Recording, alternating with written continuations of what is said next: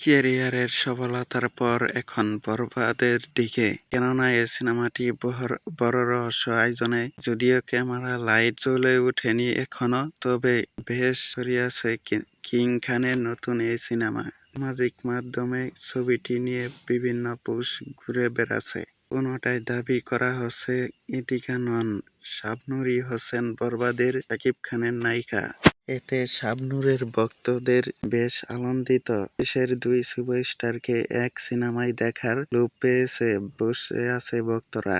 ছবিটির পরিচালক মেহেদী হাসান হৃদয় জানালেন বরবাদের শাবনূরের থাকা বিষয়টি ঢাকা মেইলকে।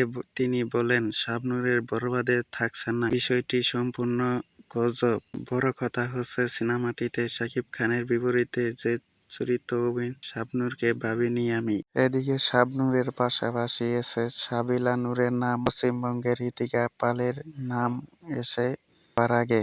বিষয়ে পরিচালকের বাসা সোশ্যাল মিডিয়া এই কথাগুলো ছড়াচ্ছে, তাদের কারো সঙ্গে এই বিষয়ের আমার কথা হয়নি, মন গড়া কথাবার্তা ছড়ানো হয়েছে। বরবাদে শাকিব খানের বিপরীতে থাকছে তা ঘোষণা করলেন না মেহেদী হাসান হৃদয়, শুধু জানালেন কয়েকদিন ভাবে ঘোষণা দিবেন, সেখানে জানানো হবে সবকিছু। তবে নির্ভর পরিস্থিতির উপর।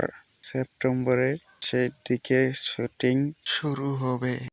তো বন্ধুরা, শাকিব খানের বরবাদ ছবিতে কাকে দেখতে চান, ইতিকা পালের নাকি শাবনূরের, তা কমেন্টে জানিয়ে দিবেন।